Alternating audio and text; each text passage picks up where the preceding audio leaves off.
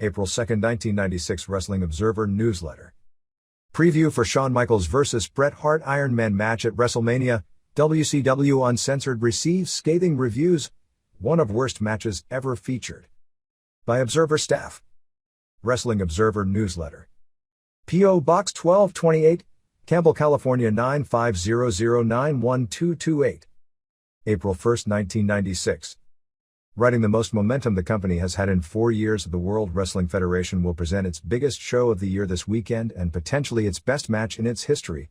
The latter statement, which WWF has been using in hyping of the Bret Hart vs. Shawn Michaels 1-hour Iron Man match for the WWF title, puts tremendous pressure on the combatants. Never before has a major promotion basically told the fans they are going to see the greatest athletic match in the history of the promotion leading up to a pay-per-view show. With expectations put at such a high level, the two come through, it'll be a match remembered for years. But if they slip up just a tad, and going 1 hour with today's style of wrestling is asking a lot from both men, it'll be considered a disappointment. The last time two wrestlers in the United States were asked to go 1 hour, well, almost 1 hour, on a major national show was the Ric Flair vs. Ricky Steamboat NWA World Title match on April 2, 1989. The match, a 2-of-3 fall match which went 55 minutes with Steamboat winning at the end, was on a free WCW Clash of Champions which went head-to-head with WrestleMania 10 during the time both promotions were actually spending more energy attempting to sabotage each other's big shows than they are during today's overall more heated wrestling war. That match came through with flying colors, a match of the year all-time classic that no doubt will the standard that Hart and Michaels will ultimately be judged against. On a more modern standpoint, the most recent men's 1-hour singles match was in January of 1995, between Kenta Kobashi and Toshiaki Kawada. They came through as well, establishing themselves as perhaps the two premier wrestlers in the world. Hart, 38, has done several marathon matches before, in a title defense or two in 1993 against Ric Flair and in a few times in 1994 against his brother Owen. Reports on the matches vary, but nobody ever attempted to compare them with the Flair-Steamboat match of '89, or for that matter, the numerous hour-long matches Flair and Steamboat did earlier in their career that were off the charts for that time frame as well. Michaels did some marathon tag matches many years back as part of the Rockers, but that's different than singles, and in those matches time was heavily shaved and the matches were more like 40 minutes. In the case of Hart, there is dual pressure, since it is being teased that this could be his retirement match in a last weekend bit of WWF hype.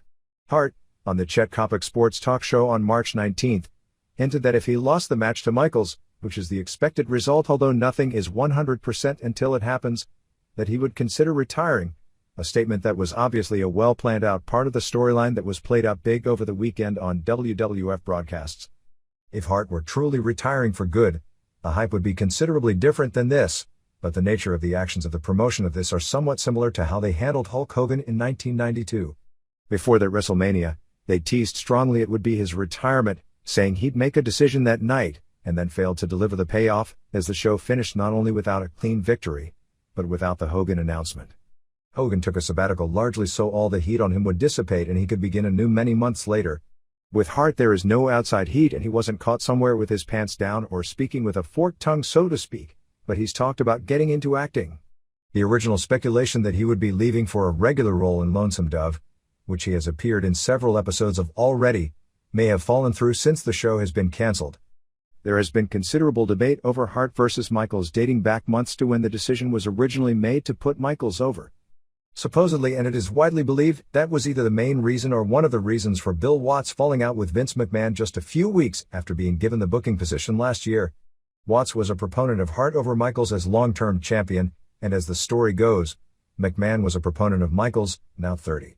McMahon had, at a wrestlers' meeting, said Watts would have control over that aspect and he wasn't going to be overruled, and Watts took that statement seriously and wanted to change some long-term plans, with much speculation being over who would be on top. In recent weeks, the debate has come back for several reasons. First, Hart as a personality has surprisingly totally overshadowed Michaels in the television build-up to this event, surprisingly in the sense that of the two, Michaels was considered the better personality. Secondly, WWF business is the strongest it has been in years, and there is a theory that you don't change champions when business is making a turnaround. The argument continues when it comes to this business turnaround. Supporters of Hart will point out that at virtually all these shows where business has picked up, it was Hart, not Michaels, that was in the headline and drawing position on the cards, and that a turnaround can be pointed to just a few weeks after Hart picked up the title from Diesel. On a few shows, both were on opposite side of advertised tag matches, but most of the recent strong gates were for either triangular matches that Michaels wasn't one of the three involved, or for Hart vs. Undertaker title matches. In addition, the most recent In Your House, which also did well, had Hart Diesel on top, and clearly that was the catalyst for that buy rate far more than Michaels' match with Owen Hart. Supporters of Michaels can point out that you can trace a significant upswing in attendance and buy rates directly to the period starting with a Royal Rumble, when Michaels returned after his career-ending injury angle, and that his return was the prime factor, and not the Hart-Undertaker match, in the shockingly good buy rate of that show. While Michaels was gone, the buy rate for the December pay-per-view with Hart vs. Davey Boy Smith was the lowest in the history of the promotion.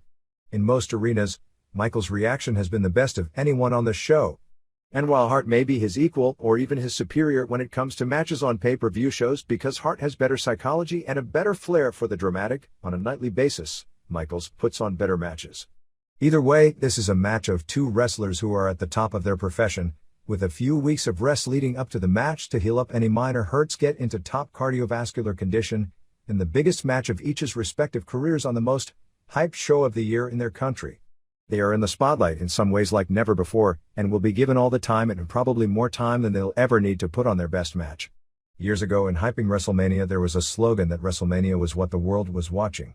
While that was more hype than anything, it would not be an exaggeration that this year it's not WrestleMania, but these two wrestlers in this one match that whatever microcosm of the world closely follows pro wrestling will be watching and possibly remembering for years to come. The 12th installment of WrestleMania, which still, with the possible exception of New Japan Tokyo Dome shows, is the card of the year on a worldwide basis, takes place Sunday at the Arrowhead Pond in Anaheim, California. One can argue back and forth what is truly the card of the year.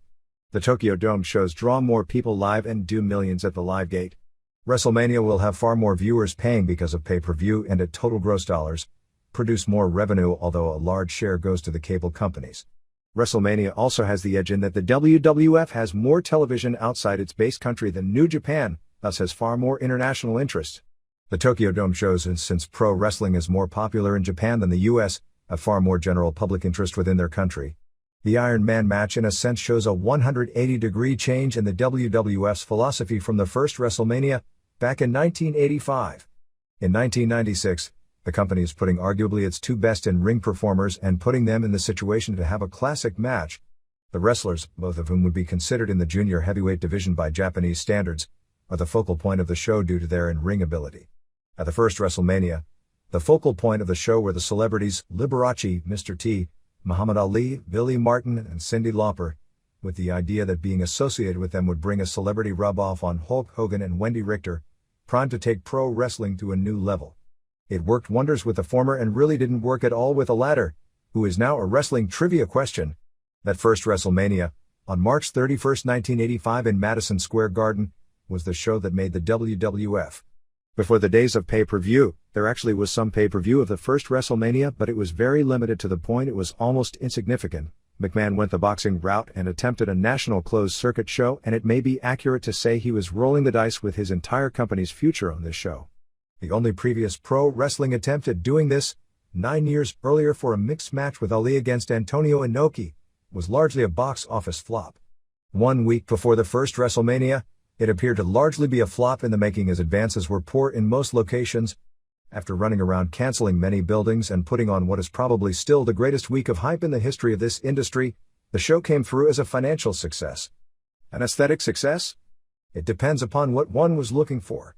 Suffice to say, if both Hart and Michaels have their worst day possible on Sunday, their match will still be worlds better than anything on that first WrestleMania. By WrestleMania 2, on April 5, 1986, the WWF expanded to holding the show in 3 locations: the Rosemont Horizon in Chicago, the Nassau Coliseum, and the Los Angeles Sports Arena. This time the company went way overboard on celebrities, and diluted the show in some ways by having 3 locations. That show was also built around a celebrity, pro footballer William "Refrigerator" Perry of the Chicago Bears, coming off a weird cult favorite year as the overweight lineman who would occasionally carry the ball on short yardage situations on a famous Super Bowl winning team. Perry, along with several other NFL players, was put in a battle royal, although not put over in the battle royal. However, even in Chicago, it was something of an embarrassment live as only about 9,000 fans, a half house, attended. Nassau and Los Angeles both drew nearly full houses, and the infatuation with celebrities hit its peak when, after the strongest in-ring match of the show, where the British Bulldogs captured the WWF Tag Team titles from Greg Valentine and Brutus Beefcake, Dynamite Kid and Davey Boy Smith were outside the ring so as not to take center stage away from the real star of the match, rocker Ozzy Osbourne, who was in their corner parading around the ring with the title belts. In some ways, the most famous WrestleMania of them all was 3. On March 29, 1987 at the Pontiac Silverdome in front of 93,000 fans. Whatever the real number was, and sources involved with the show have claimed it was really 78,000, but people have said the other number for so long that everyone actually believes it now. It was, and still is, far and away the biggest audience to attend a live wrestling event indoors in history. And ever in North America. Whatever the number really was, the show sold out weeks in advance and could have legitimately drawn more than 100,000 fans live if the building was large enough. Interest was that high. It was the show that put pro wrestling on the map when it came to pay-per-view, drawing an 8% buy rate. It was also the best WrestleMania of the first 9 or so, even though the Hulk Hogan vs. Andre the Giant main event has to rank very close to the top of any list of the worst pay-per-view main event in history, although it may have been surpassed this past weekend. This time the show stealer was Ricky Steamboat vs. Randy Savage, which, prior to WrestleMania 10, was generally considered the greatest match in the modern history of the WWF. WrestleManias 4 and 5, both at Trump Plaza in Atlantic City, were a big drop-off in many ways. Both shows went head-up with NWA Clash of the Champions shows, and a combination of poor wrestling and a dead crowd of high rollers live led to the NWA shows in many ways overshadowing things. On free television, the NWA Clash of Champions drew many times more viewers and presented classic main events each year, the legendary Flair Sting match on March 27, 1988, which was the match that turned Sting into a name performer, and the aforementioned Flair Steamboat match from New Orleans 1 year later. Each was match of the year for their particular year. The WWF held a lackluster title tournament in 1988, won by Savage. The next year, thanks in part to some of the greatest television build-up in the history of wrestling, the WrestleMania series peaked from a financial standpoint with the Hogan-Savage match where Hogan regained the title from a recently turned heel Savage. The undercard that year was lackluster as well. No doubt the biggest surprise in the history of WrestleMania was the main event of WrestleMania VI. Hulk Hogan's loss to the Ultimate Warrior, his only clean pinfall loss since the early 80s in Japan, was not a surprise at the time, and in fact, the wire services actually ran a national story the day of the show stating he would be losing since he was taking a hiatus to make a movie, the infamous No Holds Barred, repercussions of which were still being felt as of this past weekend. What was a surprise was that the two men put on a thrilling match. While if one were to watch the match on tape the next day, or more so years later, you can see it was 70% rest holds, and it would be evident if any other two wrestlers did, move for move, the same match, it would be considered an average match. At the moment the match was a shicker. WrestleMania VI also has a footnote in history since it was the largest live gate ever to attend a pro wrestling event in the Western Hemisphere, some 64,287 fans, paying $3.4 million American. WrestleMania 7 was the most tasteless in history, built around the Persian Gulf War. The event, originally slated for the Los Angeles Memorial Coliseum and its 90,000 capacity, slated to be announced as breaking the Pontiac Silverdome announced record, had to be moved indoors. Supposedly because of bomb threats but more likely because of a week advance. The WWF also got the bad news about a week before the event took place that the Persian Gulf War that the storyline was built around was over, so they had to change the storyline into pretending the war was still going on until the match at WrestleMania was over. Sergeant Slaughter, who captured the WWF title from Warrior in January, lost the belt back to Hogan on March 23, 1991. Savage, who interfered in the title change match costing Warrior the title, had a loser-must-retire match against Warrior which stole the show. Savage, who actually was telling friends at the time he was planning on retiring and this retirement was real, lost the match. As far as the retirement went, the more things change in wrestling, the more they stay the same. WrestleMania 8 was moved back to a huge stadium, the Hoosier Dome in Indianapolis on April 5, 1992. While they came close to filling the building with 62,167 fans, it was heavily papered. It was also Hart's first WrestleMania in the spotlight, as he beat Roddy Piper to win the IC title for the second time. Savage regained the WWF title from Ric Flair, who had come into the Federation several months earlier winning the title in the Royal Rumble. The main event, billed as perhaps Hogan's retirement match, saw Hogan beat Sid Justice via DQ, Sid Audi, when Harvey Whippleman interfered, thus ending the WrestleMania streak of providing 1-2-3s in the top match. Perhaps the most significant aspect of this show was Audi being caught 1 week before the show cheating on a steroid test, and still working the main event, during a period that the heat on steroids was at its peak. By WrestleMania 9, the face of the WWF had changed again. Hogan was supposedly retired. Due to steroid crackdowns and other problems, most of the WWF's headliners disappeared as 1992 continued. Savage winning the title from Flair the previous year at WrestleMania in their first meeting proved a major error, as Flair-Savage rematches had no drawing power, with Flair in the challenger's role. After a nosedive in business and television ratings, the company went back to Flair as champion. It didn't work either, and with Warrior and Smith, two of the company's most popular wrestlers, both being fired, they went with Hart, who was very popular in Europe, where they was having great success, although not considered world title material based on the previous criteria. Hart was not the answer to the problems at that time, but in hindsight, with all the problems the WWF was facing, it's doubtful anything could have been. On April 4, 1993, Hart's title reign ended at the hands of Yokozuna, who then seconds later dropped it in an impromptu match to Hulk Hogan in 21 seconds. The show, back to Casino Land at this time at Caesars in Las Vegas, was generally considered a poor event. That can't be said for WrestleMania 10, which from a show standpoint, was the crowning jewel in the series. Back in Madison Square Garden for the first time in 9 years on March 20, 1994, it was this week's main eventers, Hart and Michaels, who stole the show. Bret lost to younger brother Owen in what may have been the greatest match up to that point in the modern history of the WWF. If it was, it didn't last long, because Michaels had the classic ladder match with Razor Ramon. Although Michaels lost, he came out of it as anything but a loser, because he erased any doubts as to whether or not he was the rising superstar of the industry. In an anticlimactic main event, Hart regained the title from Yokozuna, who had beaten Hogan nearly 1 year earlier when Hogan decided to quit the company, leaving a frustrated Hart in his wake, since Hogan never did the passing of the torch job to the new standard bearer on his way out. Hart's winning was a story in itself, since the title was scheduled to go to Lex Luger. However, Luger's push, the biggest in company history aside to the one given Hogan, was a major flop, and Hart seemed to be the star in the eyes of the fans, partially because he wasn't being shoved down people's throats. At Royal Rumble, where the two went out simultaneously in a tie, it was clear Hart, and not Luger, was the fans' choice. At WrestleMania, they had Yokozuna defend the title against both, with Hart coming out on top. WrestleMania 111 was another great promotional build-up, but somehow it didn't pay off, and with almost drastic results. They went back to football, this time to future Hall of Famer Lawrence Taylor with a great angle against Bam Bam Bigelow. Unfortunately, for all the talk in the press the angle created in the upswing in Monday Night Television ratings, the buy rate was a flop, and many credit the unexpectedly low amount of buys to result in a lot of belt squeezing within Titan Sports in the months following the show, and the opening WCW took advantage of to become the most competitive promotion against the WWF in years. Taylor's name value, which was huge in the Northeast where Titan was headquartered, wasn't as big nationally, despite him being the premier defensive player in the league during his era, and the 1.4 buy rate was well below estimates of 2.0 that were considered conservative predictions going into the event. Taylor and Bigelow as a match was better than anyone could have ever expected, while Michaels got his first WrestleMania main event as the challenger, losing to Diesel. Michaels turned face the next day, and has been on a course for the top spot ever since. Hart and Michaels WrestleMania results. WrestleMania 2, Hart in Battle Royal won by Andre the Giant. WrestleMania 3, Hart and Jim Neidhart and Danny Davis beat Dynamite Kid and Davey Boy Smith and Tito Santana. WrestleMania 4, Hart in Battle Royal won by Bad News Brown.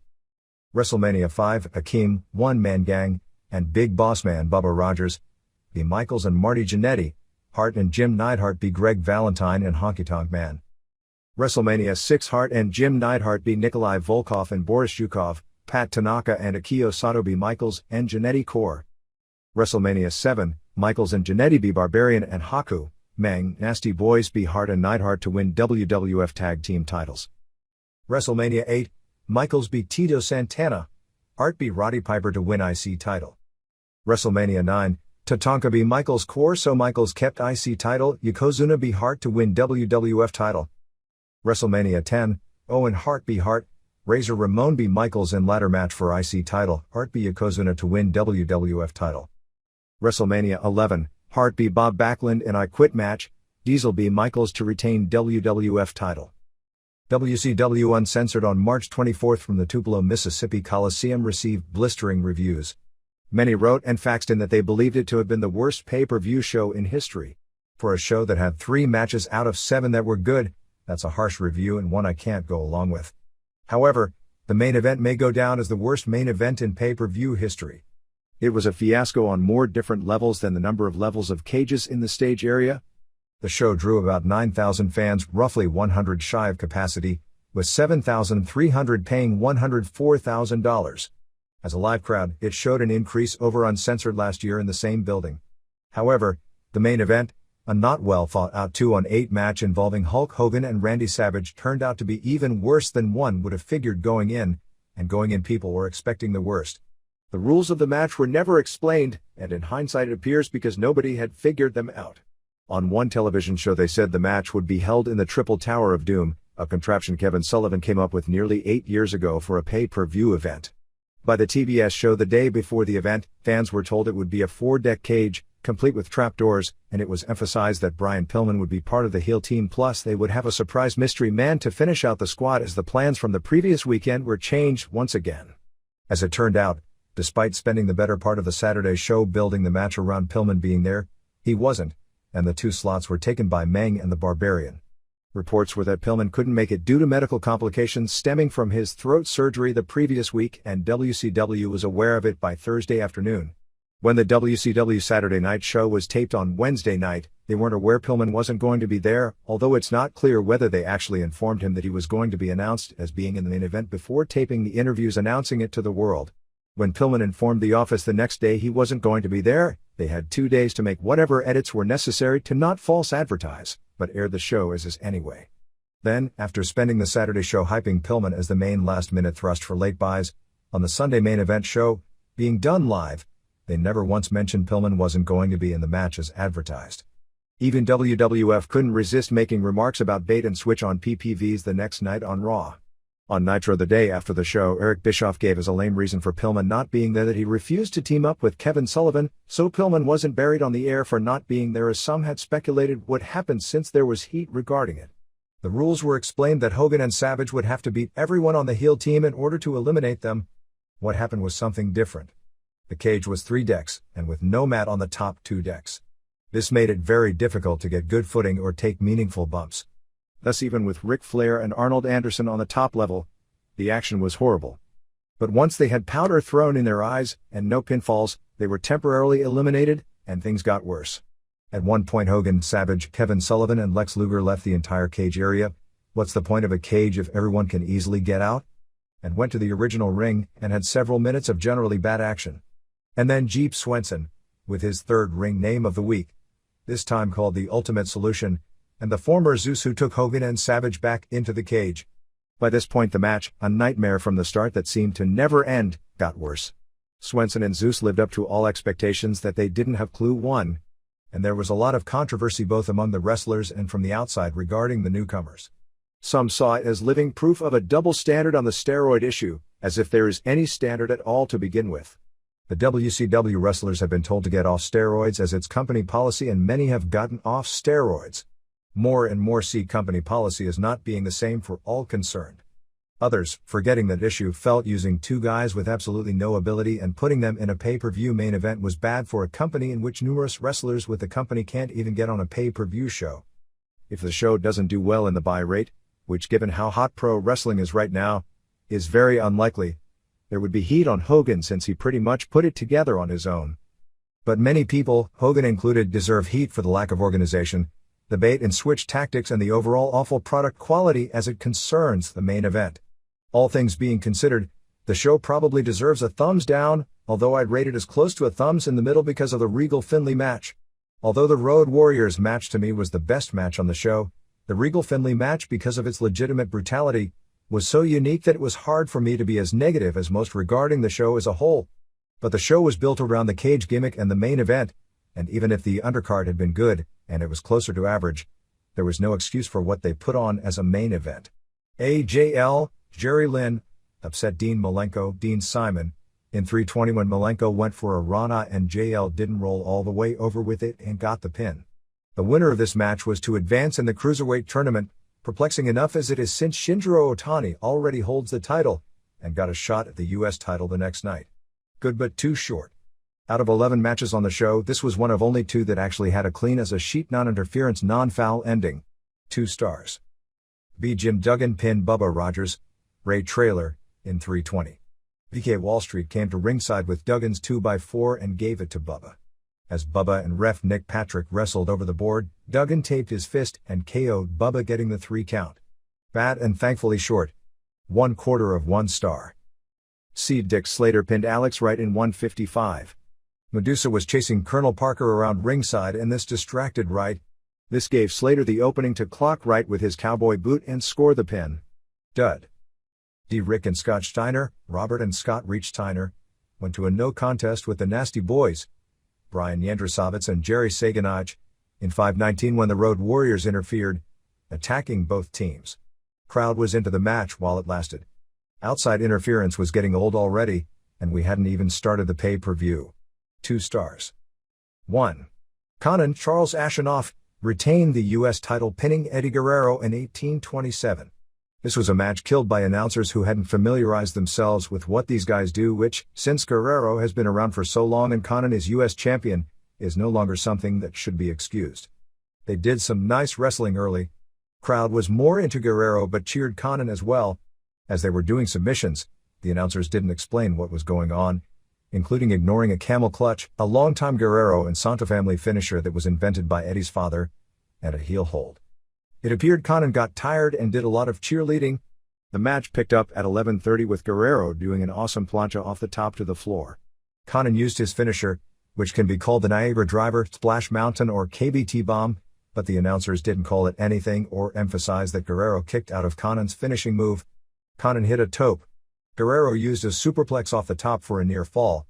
After several more near falls, Guerrero went for a Thez press and upon landing, it hit groin on Conan's head, selling it as a low blow, and Conan rolled over for the pin.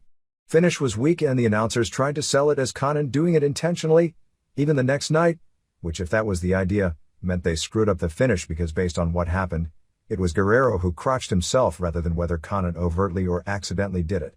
The negative about doing the low blow finish was that they did about 30 low blows the rest of the show without any leading to a pin. 3¼ stars. 2. Belfast Bruiser, David Finlay, beat Steve Regal, Darren Matthews, via DQ in 1733.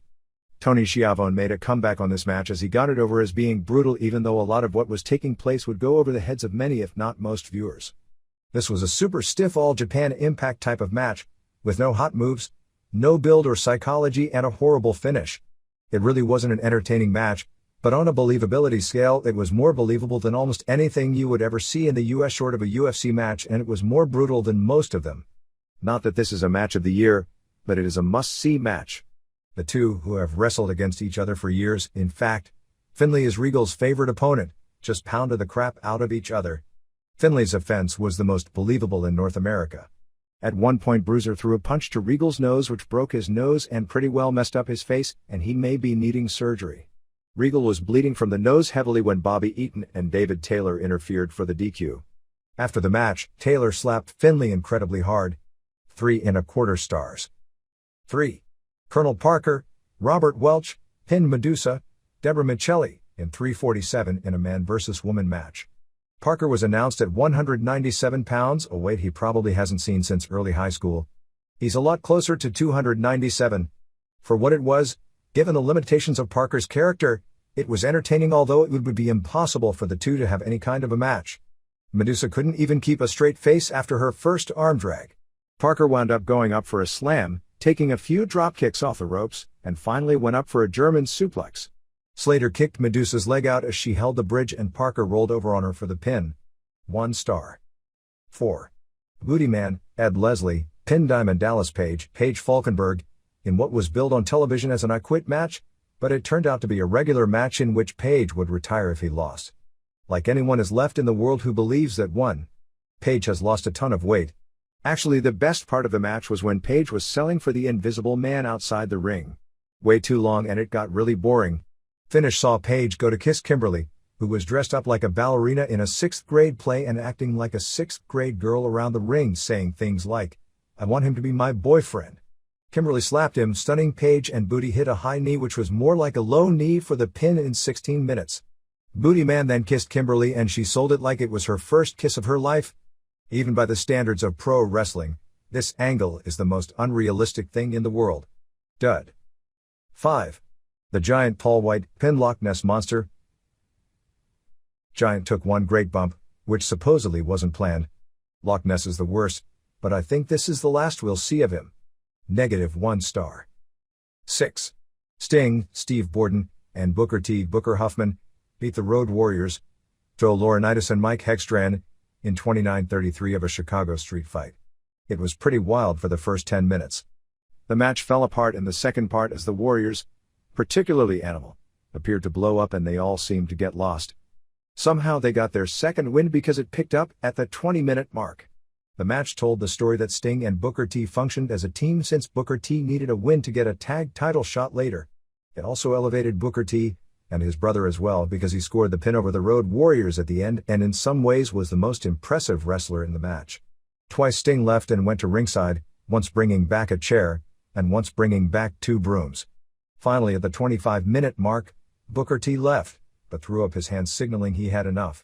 Animal chased after him to the dressing room, and they wound up in Lex Luger's dressing room where Luger was posing in front of a mirror. Luger got knocked over and attacked Animal, as did both Booker T and Stevie Ray and Jimmy Hart, and Animal was handcuffed sloppily backstage. Sting and Hawk were in the ring but Sting missed a stinger splash. T and Hawk went at it with T running Hawk into the steps. After T missed the Harlem Hangover, Hawk took advantage. Ray came out and hit Hawk with a chair and T scored the pin. The negative to the finish is that they had used chairs previously during the match rather than protected it for the finish. 3.5 stars. 7.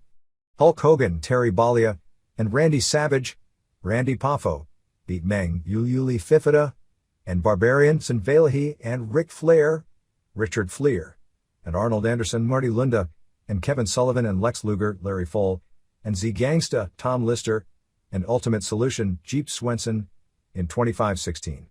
Hogan and Savage worked with Flair and Anderson on the top level, and threw powder at them to go to the middle level.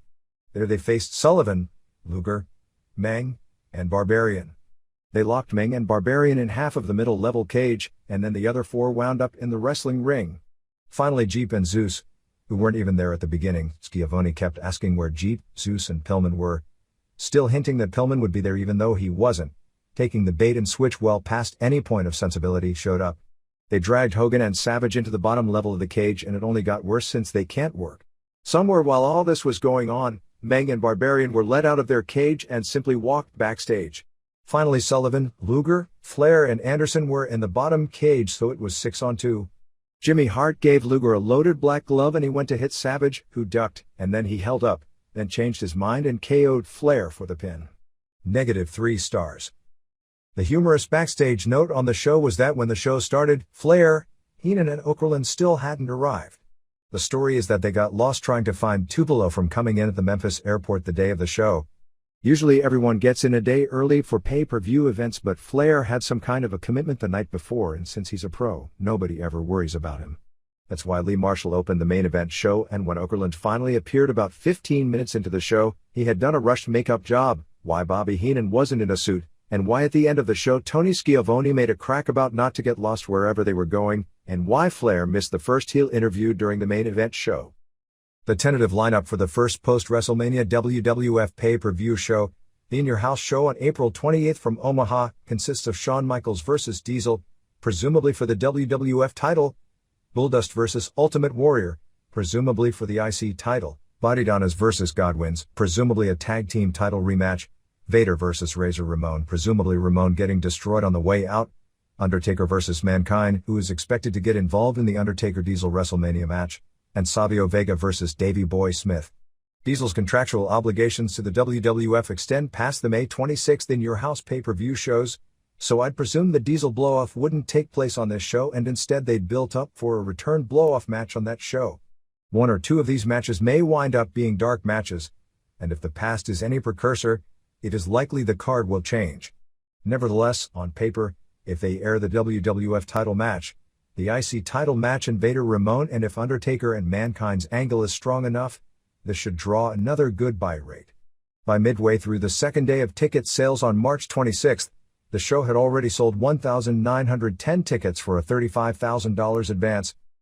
Jesse Ventura, Jim Janos, prevailed for the third time in his lawsuit regarding royalties against the World Wrestling Federation, this time on the Supreme Court level when the court refused without comment to overturn the original decision made in a Minnesota court. The original court decision had awarded Ventura $809,000 in royalties and more than $200,000 in accrued interest on the original award on 90 WWF videotapes that he appeared on as either a wrestler or a commentator. In addition, WWF must pay Ventura's court costs for the two appeals, and after a 6-year court fight, Ventura will finally be seeing his money in just a few weeks. The Minnesota court ruled that Ventura, who had signed away his rights to videotape royalties in his WWF contract, had been lied to in contract negotiations by Dick Glover of the WWF when he told his agent Barry Bloom that nobody received royalties on videos unless the video had their names, such as a Best of Roddy Piper tape. Ventura later found out that others, such as Hulk Hogan, Andre the Giant and Mr. T, were receiving cuts from videos that didn't bear their name. The Minnesota Supreme Court refused to overturn the original verdict upon appeal by the WWF. Ventura, whose days as a wrestling announcer ended when WCW decided to pay him rather than use him and his contract later expired, hosts a morning drive time talk show on KSTP Radio in Minneapolis, and will be airing in an episode of X-Files in a few weeks. Major events wrestling calendar March 29 to April 29. March 29, Triple A Tijuana Palenque, Conan and Octagon and Parka vs. Metal and Pierroth and Cibernetico. March 30, ECW Philadelphia ECW Arena, Raven and Bruise Brothers vs. Dreamer and Sandman and Douglas. March 31, WWF WrestleMania 12 pay-per-view, Anaheim, California, Arrowhead Pond, Bret Hart vs. Michaels. March 31, All Japan Nagoya Aichi Gym, Misawa vs. Kobashi. March 31, All Japan Women Yokohama Arena, Toyota vs. Kyoko Inoue. April 1, WWF Monday Night Raw tapings, San Bernardino, California, Orange Pavilion. April 1, WCW Monday Nitro tapings, Cleveland State University Convocation Center. April 1, All Japan Osaka Furitsu Gym, Misawa vs. Tao. April 2, WWF Superstars tapings, San Diego Sports Arena. April 4, All Japan Nagasaki, Kawada vs. Hansen. April 7, JWP Yokohama Bunka Gym, Kansai and Takako Inoue vs. Ozaki and Kyoko Inoue. April 7, All Japan Fukuoka Hakata Star Lanes, Kawada vs. Kobashi. April 8, All Japan Hiroshima Sun Plaza Arena, Kawada vs. Williams. April 10, All Japan Kyoto KBS Hall, Kobashi vs. Williams. April 13, Pancrase Pay-Per-View, taped January 28, Yokohama Bunka Gym, Suzuki vs. Frank Shamrock. April 13, ECW Queens New York Lost Battalion Hall. April 14, All Japan Sendai Miyagi Sports Center, Misawa vs. Kawada. April 15, WCW Monday Nitro tapings, Charleston, West Virginia Civic Center. April 19, UWFI New Japan Osaka Furitsu Gym, Takada and Kanehara vs. Chashu and Sasaki. April 19, War Sapporo Nakajima Sports Center, Tenryu vs. Pogo. April 20, All Japan Tokyo Budokan Hall, Champion Carnival Tournament Finals. April 20, ECW Philadelphia ECW Arena. April 22, WCW Monday Nitro taping, Albany, Georgia Civic Center. April 26, Extreme Fighting Championships 2 pay-per-view, Montreal, K. April 26, Rings Osaka Furitsu Gym. April 28, WWF In Your House pay-per-view, Omaha, Nebraska Civic Center. April 29, New Japan Tokyo Dome, Takada vs. Hashimoto. April 29, FMW Osaka Mishima Arena. April 29, WWF Monday Night Raw tapings, Des Moines, Iowa. April 29, WCW Monday Nitro tapings, Palmetto, Florida Manatee Civic Center. Results. March 15, Nesahual Coyote AAA 3000 sellout, Los Villanos and Caras La Momia B. Mascara Sagrada Jr. and Alcon Dorado Jr. and Teen Yeblas Jr. and Blue Demon Jr. DQ, Hair vs. Hair, Mr. Condor B. Bronco, Pierroth Jr. and Cien Cars and Heavy Metal B. Conan and Ultimo Dragon and Mascara Sagrada. March 15, Smithville, Tennessee Hardcore Championship Wrestling, TNT B. Franklin Money and Buddy Savage, Larry Valentine D. Ashley Hudson, Kroll the Deathstalker B. Dale Storm, Prozac Jack and Tony Falk B. Stephen Dunn and Troy Eaton, Eaton 1 Rumble. March 18, Nagahama, New Japan 1500 Tatsuhito Takaiwa B. Tokumitsu Ishizawa, Akitoshi Saito B. Yuji Nagata, Michiyoshi Ohara and Kunyaki Kobayashi B. Shinjiro Otani and Osamu Nishimura, Jushin Liger and El Samurai B. Black Cat and Wild Pegasus, Harlem Heat B. Kensuke Sasaki and Tadao Yasuda, Masa Chono and Hiroyoshi Tenzan and Hiro Saito be Osamu Kido and Takashi Iizuka and Kazuo Yamazaki. Scott Norton and Hugh Morris be Masa Saito and Shinya Hashimoto, Akira Nagami and Tatsutoshi Goto and Shiro Koshinaka be Keiji Muto and Satoshi Kojima and Junji Hirata. March 18, Memphis, USWA. Reggie B. Fine be Spellbinder, Brandon Baxter Kerr Scott Bowden, Jesse James Armstrong be Coco Ware DQ, USWA Tag Titles, Tommy Rich and Doug Gilbert be Headbangers, Fine 1 Elimination Mask, Brian Christopher and Isaac Yonkem be Men on a Mission, Unified Title, Jerry Lawler be Man, Kind. March 18, Kushiro FMW, Combat Toyota be Kaori Nakayama, Mitsuhiro Matsunaga and Haido be Nanjo Hayato and Tetsuhiro Kuroda, Horace Boulder be Hideki Hasaka, Katsutoshi Niyama and Koji Nakagawa be Jason the Terrible and Wing Kanemura, Shark Tsuchiya and Crusher Maidamari and Miwa Sato be Megumi Kudo and Aki Kanbayashi and Yukari Ishikura, Super Leather be Yoshi Kwan, Head Hunter A and Mr. Pogo be Riki Fuji and Masato Tanaka. March 18, Kamoya, All Japan Women, 1230, Mina Tanayama be Mari Mogami, Yoshiko Tamura be Yuka Shina, Shaparita Asari and Yumi Fukawa be Misae Watanabe and Nobu Endo, Toshio Yamada and Takako Inoue and Kumiko Makawa be Reggie Bennett and Kaoru Ito, and Mariko Yoshida, Asia Kong be Etsuko Mita, Yumiko Hata and Tomoko Watanabe be Manami Toyota and Saki Hasegawa. March 19, Yokohama Bunka Gym, Big Japan Pro Wrestling Anniversary Show, Masahiko Kochi be Satoru Shiga, Takeshi Ono be Satoshi Yoniyama, Aquarius be Unicorn, Seiji Yamakawa and Yuichi Taniguchi be Yusuke Kobayashi and Crusher Takahashi, Toshie Sato and Toshie Uematsu be Chikeo Nagashima and Mako Satomura, Bruiser Okamoto and Yoshiaki Yatsubi dances with Dudley, ECW and Bullpain, Cebu be Jason Knight No Time Limit Street Fight Barbed Wire Board Match, Shoji Nakamaki and Mr. Pogo be Shinya Kojika and Kendo Nagasaki.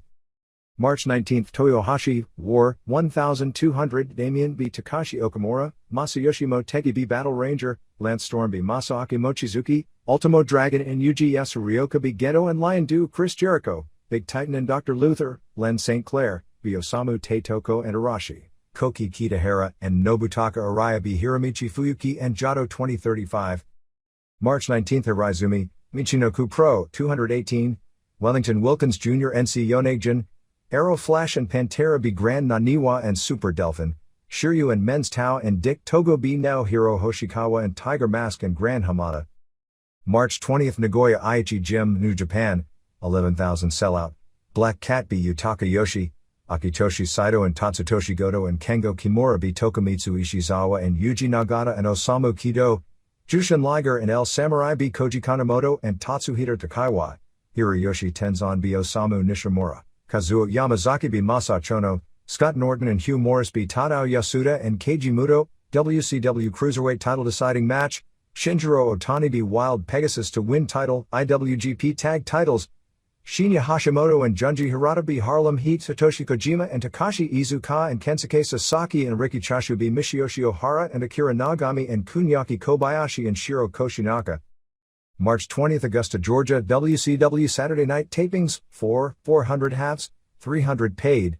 Non-squash results, Ric Flair be Craig Pittman, WCW TV title, Lex Luger be Brad Armstrong, Eddie Guerrero be Steve Dahl, Sting be Bobby Eaton DQ, Public Enemy be Road Warriors DQ, Shark be Pez Watley, Sting be the Giant Core. March 20th Hakata All Japan Women, 2,450, Misae Watanabe be Mari Mogami, Mariko Yoshida and Kaoru Ito and Yumi Fukawa be Etsuko Mita and Shaparita Asari and Kumiko Makawa, Asia Kong and Yuka Shina and Mina Tanayama be Takako Inoue and Nobu Endo and Yoshiko Tamura, Reggie Bennett and Tomoko Watanabe be Toshio Yamada and Yumiko Hata, Manami Toyota be Saki Hasegawa 3133. March 20th Niigata FMW, Combat Toyota be Yukari Ishikura, Horace Boulder be Yoshi Kwan, Tetsuhiro Kuroda and Katsutoshi Niyama be Nanjo Hayato and Koji Nakagawa, Shark Tsuchiya and Crusher Maidamari and Miwa Sato be Aki Kanbayashi and Kaori Nakayama and Megumi Kudo, Jason the Terrible and Super Leather be Riki Fuji and Masato Tanaka, Shoji Nakamaki and Headhunter A and Mr. Pogo be Wing Kanemura and Haido and Hideki Hasaka. March 20th Shingu, WAR, Osamu Teitoko be Damien, Ultimo Dragon be Takashi Okamura, Jado be Masaaki Mochizuki, Geto be Yuji Yasuroka, Hiromichi Fuyuki be Nobutaka Araya, Koki Kitahara and Arashi be Dr. Luther and Big Titan. March 20th Inagawa, Michinoku Pro, 255, Arrow Flash be Masato Yakashiji, Tiger Mask be Naohiro Hoshikawa, Dick Togo and Men's Tao and Shiryu be Taka Michinoku and Grand Naniwa and Shoichi Funaki. March 20th Tokyo Korakuen Hall, Wrestle Dream Factory, One Night Tag Team Tournament, Masayoshi Motegi and Shinichi Shinobi as Tekka and Soldier, Silver King and El Texano be Shinigami and Hirofumi Miura, Shinichi Nakano and Fukuda be Wolf and Kamikaze and Super Crazy beat Subo Jinjin and Onryo, King and Texano be Motegi and Shino, Kamikaze and Crazy be Nakano and Fukuda, Kamikaze and Crazy be King and Texano to win tournament. March 21st Chichibu, New Japan 1350 sellout, Shinjiro Otani be Yutaka Yoshi, Black Cat be Tatsuhito Takaiwa, El Samurai be Tokumitsu Ishizawa, Akitoshi Saito and Akira Nagami and Tatsutoshi Goto be Yuji Nagata and Jushin Liger and Takashi Iizuka, Harlem Heat be Kunyaki Kobayashi and Kengo Kimura, Takaiwa won Battle Royal, Hiro Saito and Hiroyoshi Tenzan and Masa Chono be Kensuke Sasaki and Koji Kanemoto and Tadao Yasuda, Shiro Koshinaka and Michiyoshi Ohara be Keiji Muto and Osamu Nishimura, Scott Norton and Hugh Morris and Wild Pegasus be Shinya Hashimoto and Junji Hirata and Satoshi Kojima.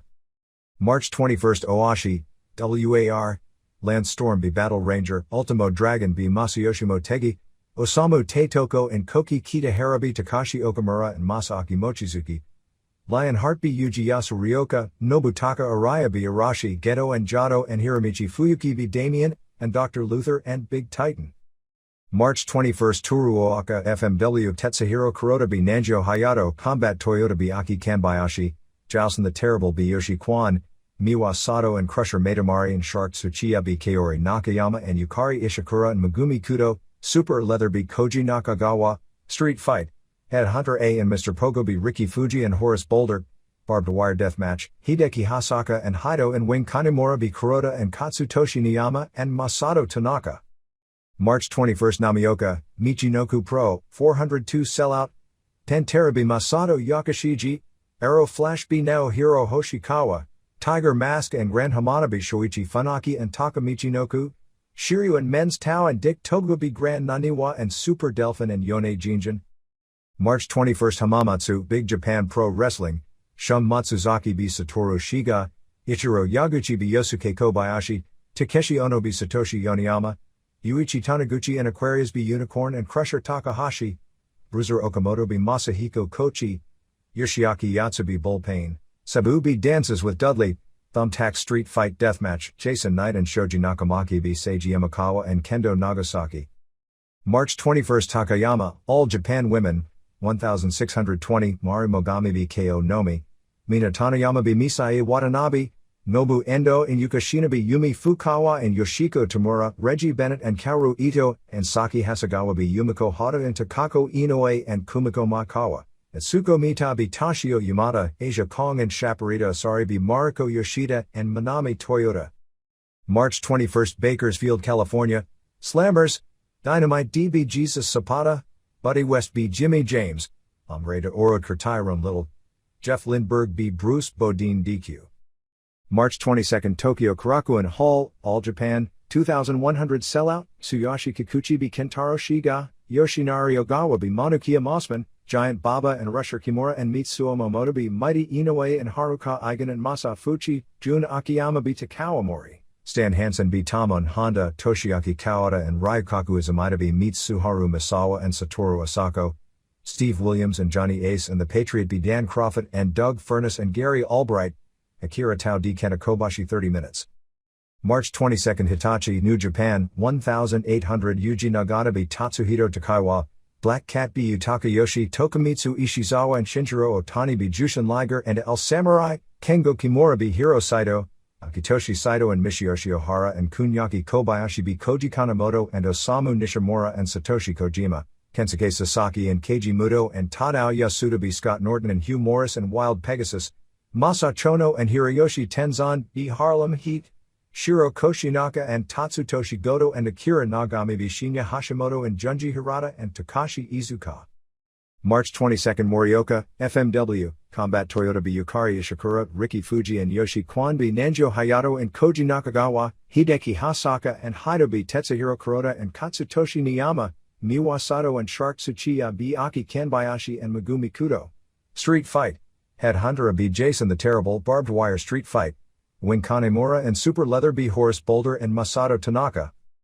March 22, Hamamatsu, WAR, Battle Ranger B. Damien, Lance Storm B. Masaaki Mochizuki, Masayoshi Motegi B. Shigeo Okamura, Yuji Yasuroka B. Lion Hart, Big Titan and Dr. Luther B. Ultimo Dragon and Osamu Teitoko, War 6-man titles, Geto and Jado and Hiromichi Fuyuki B. Nobutaka Araya, and Arashi and Koki Kitahara 25-30.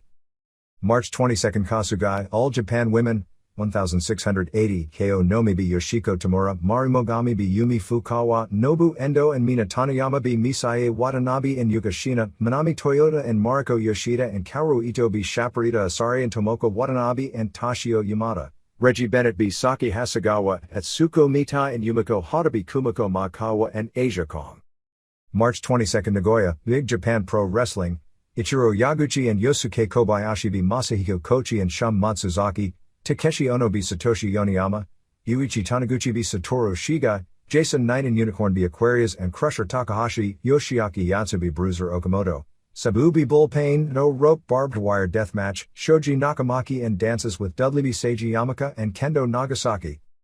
March 22, Shikama, Michinoku Pro 175, Taka Michinoku B. Masato Yakashiji, Wellington Wilkins Jr. and Yone Jinjin, Arrow Flash and Pantera B. Grand Naniwa and Super Delphin, Vic Togo and Men's Tao and Shiryu B. Naohiro Hoshikawa and Tiger Mask and Grand Hamada.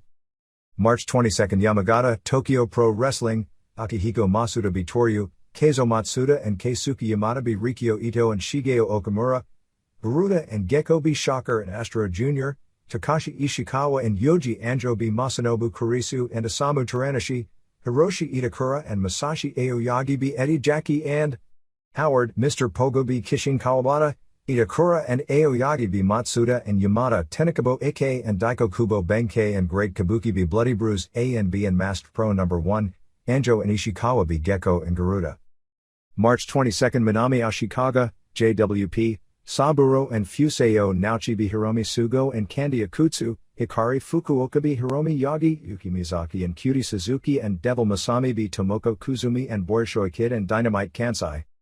March 22, Mexico City Arena Mexico EMLO, Mascara Magica and Humberto Garza and Bronco B. Archangel and Chicago Express and Scorpio Jr., elimination match for Salvador Luteroth Cup, Atlantis and Leo Del Santo and Liz Mark and Dandy B. Felino and Negro Casas and Blue Panther and Dr. Wagner Jr., CMLL Trios titles, Dos Caras and La Fiera and Hector Garza B. Emilio Charles Jr. and Bestia Salvaje and Sangre Chicana to win titles, Hair vs. Hair, Rambo B. El Brazo.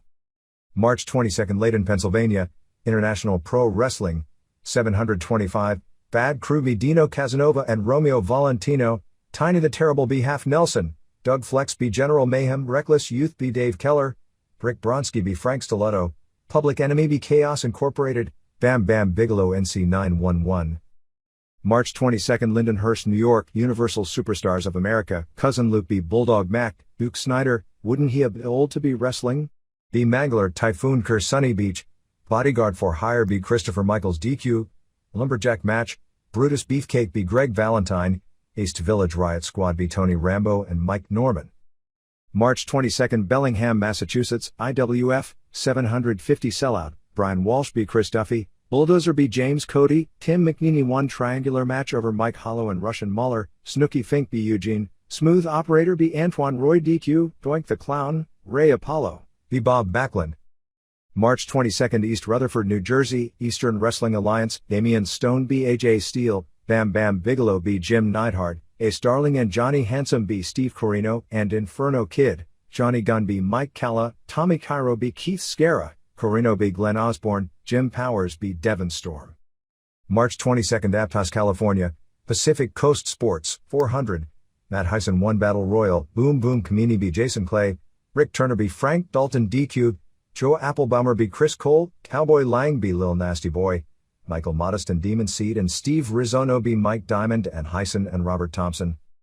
March 22, Rossville, Georgia, TWA, Risk Taylor B. Michael Collins, Chuck Colt B. Dragon Master, Keith Hart B. Outpatient, Jimmy Sharp and Tracy Black B. Mr. Payne and Frankie Lee, Roger Sartain and Joel Travis, and Mad Jack B. Doug and Randy and Terry Watkins.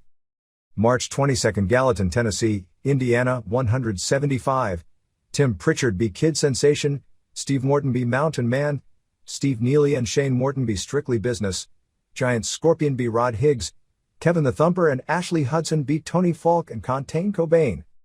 March 22, Huntington, West Virginia, Nationwide Championship Wrestling, 700, Dan Cooley b. Frank Parker, Mad Dog Davidson b. Lady Killer, Wonder b. Maniac, Super Mario b. Roger Anderson, Jimmy Valiant and John Studd Jr., no relation, b. Psycho and Tommy Gibson, Nikolai Volkov b. Mike Sharp, L.A. Wild One and Gambler, WCW, B. Bart and Brad Batten, Bunkhouse Buck, and Dick Slater b. Ricky Morton and Pez Watley. March 23, Sendai, UWFI New Japan, 4,500, Kiyoshi Tamura b. Kazushi Sakuraba, Yoshihiro Takayama b. Tatsuo Nakano, Kengo Kimura b. Hiromitsu Kanehara, Masahito Kakihara b. Akitoshi Saito, Akira Nagami and Kunyaki Kobayashi b. Kenichi Yamamoto and Yoji Anjo, Nobuhiko Takada and Naoki Sano b. Shiro Koshinaka and Michiyoshi Ohara. March 23, Tokyo Korakuen Hall, All Japan, 2,100 sellout, Monokia Mossman b. Kentaro Shiga, Tsuyoshi Kikuchi b. Ryukaku Izumida, Mighty Inoue and Haruka Eigen and Masa Fuchi b. Rusher Kimura and Mitsuo Momoto and Masao Inoue, Gary Albright b. Tamon Honda, Akira Tao and Takao Omori b. Kena Kobashi and Satoru Asako 2002, Giant Baba and Stan Hansen b. Dan Crawford and Doug Furness, Steve Williams b. Jun Akiyama, Toshiaki Kawada b. The Patriot, Mitsuharu Misawa d. Johnny Ace 30 minutes. March 23, Sawara, New Japan, 1,500 Tokumitsu Ishizawa b. Shinjiro Otani, El Samurai b. Black Cat, Osamu Kido b. Tadao Yasuda, Jushin Liger and Wild Pegasus b. Koji Kanemoto and Tatsuhito Takaiwa, Kensuke Sasaki and Osamu Nishimura b. Yuji Nagata and Takashi Iizuka, Scott Norton and Hugh Morris b. Satoshi Kojima and Shinya Hashimoto, Riki Chashu and Keiji Muto and Junji Hirata b. Masa Chono and Hiroyoshi Tenzan and Hiro Saito. March 23, Senmaya, FMW, Combat Toyota b. Kaori Nakayama, Horace Boulder and Yoshi Kwan b. Nanjo Hayato and Katsutoshi Niyama, Super Leather b. Riki Fuji, Miwa Sato and Shark Tsuchiya and Crusher Maidamari b. Aki Kanbayashi and Yukari Ishikura and Megumi Kudo, Headhunter of b. Hideki Hasaka, Street Fight, Tetsuhiro Kuroda and Koji Nakagawa and Masato Tanaka b. Haido and Jason the Terrible and Wing Kanemura. March 23, Fukushima, Michinoku Pro, 720 sellout, Shiryu b. Great Sasuke, Arrow Flash and Pantera b. Naohiro Hoshikawa and Masato Yakashiji, Yone Jinjin NC Wellington Wilkins Jr., Tiger Mask and Naohiro Hoshikawa b. Taka Michinoku and Shoichi Funaki, Men's Tao and Dick Togo b. Super Delphin and Grand Naniwa. March 23, Tohoku, Tokyo Pro Wrestling, 287, Akihiko Masuda D. Masked Pro No. 1, Bloody Bruise A and BB Eddie Jackie and Howard, Astro Jr. and Shocker B. Gecko and Garuda, Mr. Pogo B. Shigeo Okamura, Kishin Kawabata and Masashi Aoyagi and Takashi Ishikawa B. Tenkubo Ike and Great Kabuki and Daiko Kubo Benkei. March 23, Mihara Jia, Sanoka Kato b. Nakano, Shikeo Nagashima b. Toshie Sato, Meiko Satomura, and Toshie Uematsu b. Meiki Numao and Kaoru, Chigusa Nagio b. Bomber Hikari. March 23, Kazama, JWP, Hiromi Yagi and Candia Kutsubi Fuseo Naochi and Borishoi Kid, Mayumi Ozaki b. Yuki Miyazaki, Dynamite Kansai and Yagi and Tomoko Kuzumi and Rieko Amano b. Devil Masami and Cutie Suzuki and Kanako Mototani, and Hiromi Sugo. March 23, Durban, South Africa All-Star Wrestling, Nelson Dadu b. Blue Boar, Dusty Wolf b. Hammer, Outlaw b. Johan Vogues, Danny Vogues Ter Viking, Giant Warrior and Vladimir Koloff b. Gama Singh and Danny Brits. March 23, Somersville, West Virginia, Nationwide Championship Wrestling, 600, Roger Anderson b. Maniac, Super Mario b. Lady Killer, Jimmy Valiant and John Studd Jr. b. Frank Parker and Gambler, L.A. Wild 1 b. Mad Dog Davidson, Nikolai Volkov b. Mike Sharp, Dick Slater and Bunkhouse Buck b. Pez Watley and Dan Cooley. March 23, Salisbury Beach, Massachusetts, Century Wrestling Alliance, Paul Zine b. Mike Lano, Blue Angel NC Omega, Buddha b. Nightmare, Dungeon Master b. Johnny Angel, Joel Davis b. Pink Assassin DQ, Knuckles Nelson NC Vic Steamboat, March 23, Franklin, Massachusetts, IWF. 150, Arctic Angel B. Jerome Gunn. Jamie West B. Violet Flame Corps. Bulldozer B. Russian Mauler. El Mascarado Bert Centeno. B. Freight Train. Smooth Operator Kerr Antoine Roy. Tim McNeely B. Pierre the Mountie Stormtrooper. Not Pierre Ouellette. March 23, Philadelphia. Tri-County Wrestling. 125, Chubby Dudley Kerr HW Star. Cool Kid Ice B. Otter. Posteel B. Dirty Dan. Kamikaze. Bill Reel. B. Insomniac. Battlestar B. Rafael Barrio. Lost Boys B. Twiggy Ramirez and Steve Corino B. Abdul Ahad. Reckless Youth D. Dave Keller. Pat Shamrock and Don Matoya DDQ Abuda Singh and Nepturama. March 23, Brighton, Tennessee. American Wrestling Alliance. 315, Brian Collins B. Blade Boudreaux. Stormtrooper B. Chris Gray DQ. Charlie Laird B. Todd Duff DQ. Boudreaux B. Derek King DQ. Blackjack Daniels and Bad News B. Tim White and Rebel Connection. David Denton B. Danny B. Good. March 23, Gore, Georgia. North Georgia Wrestling Alliance. Dino Stone B. Mike Golden. Kid Ego B. Adriano Santino. Bubba Humphries and Stone B. Cannon John Arden. Mark Payne B. Dakota Outlaw. John Arden won Royal Rumble. March 23, Kings Mountain, North Carolina. North American Wrestling Alliance. 134, Flaming Youth. James Clintz. D. Scotty Hotbody. Scott Bradley. Jeff Victory. Greg Bollock. B. Kevin Kirby. Mad Dog. David Lynch. B. Jake Mulligan. Terry Randall. Core. Crazy Kane. Chad Bird. B. Homeboy. Mike Ray. American GI. Rich Scruggs. And Dozer. J.R. Scruggs. B. Hunter Thompson and Rick Starr. Victory B. Kane. March 24, Toda, All Japan. 2,700 Sellout. Tsuyoshi Kikuchi B. Misao Inoue. Kentaro Shiga and Yoshinari Ogawa B. Moanakia Mossman and Ryukaku Izumida. The Patriot B. Takawa Mori. Giant Baba and Rusher Kimura and Mitsuo Momoto B. Haruka Eigen and Masa Fuchi and Mighty Inoue. Kenta Kobashi B. Jun Akiyama. Stan Hansen B. Johnny Ace. Steve Williams B. Mitsuharu Misawa, Toshiaki Kawada and Akira Tao and Tamon Honda B. Gary Albright and Dan Crawford and Doug Furness. March 24, Fukui, War. 2,100, Osamu Teitoko B. Takashi Okamura. Lance Storm B. Masaaki Mochizuki. Lionheart B. Masayoshi Motegi. Arashi B. Dr. Luther, Nobutaka Araya, and Koki Kitahara B. Big Titan and Damien. Jado and Geto and Hiromichi Fuyuki B. Genichiro Tenryu and Ultimo Dragon and Yuji Yasuroka. March 24, Murata FMW Nanjo Hayato B. Hideki Hasaka, Megumi Kudo B. Yukari Ishikura, Jason the Terrible B. Riki Fuji, Yoshi Kwan and Horace Boulder B. Tetsuhiro Kuroda and Katsutoshi Niyama, Miwa Sato and Shark Tsuchiya and Crusher Maidamari B. Aki Kanbayashi and Kaori Nakayama and Combat Toyota. Headhunter of B. Haido, Barbed Wire Match, Super Leather and Wing Kanemura B. Masato Tanaka and Koji Nakagawa. March 24, Shirakawa Michinoku Pro, 383, Naohiro Hoshikawa B. Masato Yakashiji, Yone Jinjin NC Wellington Wilkins Jr., Shiryu and Dick Togo B. Shoichi Funaki and Taka Michinoku, Gran Hamada B. Men's Tau DQ, Tiger Mask and Pantera B. Super Delphin and Gran Naniwa, WWF LT. HWT title, Great Sasuke B. Arrow Flash to win title. March 24, Hofu, Jia, Nakano and Meiki Numao B. Meiko Satomura and Chikeo Nagashima, Kanako Mototani and Tomoko Kuzumi B. Toshie Sato and Toshie Uematsu, Chigusa Nagayobi Sonoka Kato, Bomber Hikari and Devil Masami B. Kaoru and Borishoy Kid.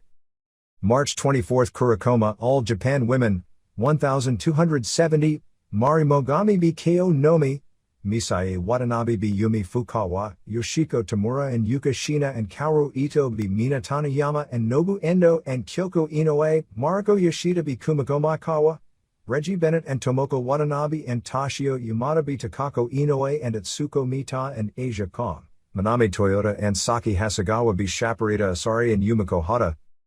March 24, Aizu Wakamatsu, Tokyo Pro Wrestling, 720, Howard B. Bloody Bruise B. Eddie Jackie Gecko and Akihiko Masuda B. Astro Jr. and Shocker, Daiko Kubo Benkei B. Kishin Kawabata, Shigeo Okamura and Masked Pro No. 1 and Garuda B. Tenekubo Ike and Benkei and Great Kabuki, Masashi Aoyagi and Takashi Ishikawa B. Toryu and Mr. Pogo. March 25, Niigata, Rings 3,128, Gregory Bekachev B. Krostiv, Wataru Sakata B. Heisman Mitsuya Nagai B. Arun Miha, Tsuyoshi Kosaka B. Hans Nyman, Fulcon beat Dick Frey. Yoshihisa Yamamoto beat Bitsays Teriel. March 26, Tokyo Gymnasium, New Japan, 10,305. One-night tag team tournament, Junji Hirata and Shinya Hashimoto beat Hugh Morris and Scott Norton. Keiji Muto and Kensuke Sasaki beat Yoshihiro Takayama and Yoji Anjo. Masa Chono and Hiroyoshi Tenzan beat Riki Choshu and Satoshi Kojima. Tatsumi Fujinami and Shiro Koshinaka beat Genichiro Tenryu and Nobutaka Araya. Non-tourney, Jushin Liger and Wild Pegasus beat Koji Kanemoto and Shinjiro Otani. Muto and Sasaki beat Hashimoto and Hirata. Fujinami and Koshinaka beat Chono and Tenzan. Young Lions Tournament Championship match, Tokumitsu Ishizawa beat Yuji Nagata. Tournament final, Fujinami and Koshinaka beat Muto and Sasaki. March 26, Suwa All Japan, 2,350, Mighty Inoue beat Masao Inoue, Yoshinari Ogawa beat Monkia Mossman. Ryukaku Izumida and Haruka Eigen and Masafuchi beat Giant Baba and Rusher Kimura and Mitsuo Momota. Johnny Ace beat Takawa Mori. Gary Albright beat Patriot. Kena Kobashi and Satoru Asako beat Toshiaki Kawada and Tsuyoshi Kikuchi. 2046. Akira Towndy Steve Williams 30 minutes. Stan Hansen and Dan Crawford and Doug Furness beat Mitsuharu Misawa and Jun Akiyama and Tamon Honda. Special thanks to Mark Taylor, Derek Benish, Scott Hudson, Steve Prozik, Bruce Buchanan, Greg John, Robert Rothas, Peggy Watkins, Marcus Watkins, Ronnie Crowder, Sarah Moore, Chuck Longerman, David Milliken, Ken Doucet, Dominic Valenti, Dan Paris, Timothy Walker, Rich Palladino, Jesse Money, Scott Russell. Japanese Television Rundown. February 18th. All Japan. 1. Misawa and Kobashi and Honda beat Hansen and Albright and Rob Van Dam when Honda pinned Van Dam with a headbutt off the top rope. First half was nothing. It did improve but was still well below what you'd expect. Van Dam did a moonsault block off the guardrail onto Honda. The match was at its best when Albright was in. Van Dam is good in spots but some of his kicks look bad. 2 1/4 stars. February 25th. All Japan. 1. Akiyama and Mossman beat Kawada and Shiga in 21 minutes. Kawada and Akiyama were great. Mossman and Shiga are different from most Americans of similar experience, in that they don't make mistakes in the ring, but they also don't do a lot of acrobatic or high degree of difficulty moves. After several near falls, Mossman pinned Shiga with a splash off the top. Mossman's work was solid, but unspectacular. Shiga, since he's so small, looks to become another Kikuchi type as he gains more experience. 3 1/4 stars. 2. Ace and Patriot beat Amori and Tao when Patriot pinned Amori with a full Nelson drop. 1 3/4 stars. 3. Kawada and Tao captured the tag titles from Hansen and Albright. The last 5 minutes of the match aired. Even in that form the match was nothing special. The finish was good, ending with Tao pinning Hansen with a choke slam. 2 1/4 stars. March 9th. New Japan. 1. Hashimoto and Hirata retained the IWGP Tag titles, beating Anjo and Takayama in 12-13 when Hashimoto made Takayama submit to the armbreaker. Match was really good because it was stiff and came off like a fight with a ton of heat. Even though Takayama is terrible, they beat on him so hard it didn't hurt it much. 3 1/2 stars. 2. Muto and Liger beat Takada and Sano when Liger pinned Sano after a Liger bomb. Sano was in almost the entire second half of the match, and since all the heat is with Takada, it made it a disappointment. Takada kept not making saves as the storyline because in his promotion they don't do saves, but finally at the end he came in for a save and Muto got him in the figure 4 while Liger planted Sano for the pin. 2 3/4 stars. March 10th. All Japan. 1. Kawada and Tao beat Akiyama and Kobashi in 2040. This was a fantastic match with it being ultra stiff with tremendous psychology.